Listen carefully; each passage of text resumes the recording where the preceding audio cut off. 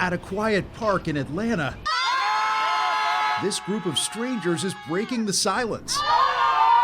The screams aren't an emergency, they're an emotional release, and the goal for something called Scream Club. A relief, the sense, because, there's so much that I've held inside, like bottled up. Scream Club now has chapters in cities coast to coast, even overseas. It started less than a year ago in Chicago. We were both having like a pretty stressful week. When founders Manny Hernandez and Elena Soboleva wanted to blow off some steam. We were walking by the lake and I said, "Do you want to just go and scream into the lake?" She said, "Yeah, let's do it." Afraid they'd scare others, they asked people nearby to join in. People were like, "Yes, absolutely, let's go." And we screamed, and some people cried.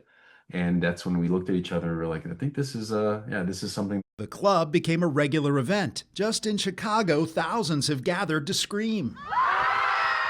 The concept of a primal scream entered the zeitgeist back in the 70s when psychologist Arthur Janoff's so-called primal therapy caught on. He famously treated John Lennon. Janoff has his theory and his therapy. For me, the therapy worked to a degree. Janoff's concept is considered fringe psychology with little supporting scientific evidence. But Hernandez and Soboleva want to see new research on screaming. There's a multiple modalities that we bring in together. It is a breath regulation first. Why do you think it matters that people do this together? I think that people are craving community again and coming together. They say what's important is how it makes you feel. All right, let's do it. And invite anyone to join in. Okay, we're going to scream. A club that's making noise as more people let it all out together.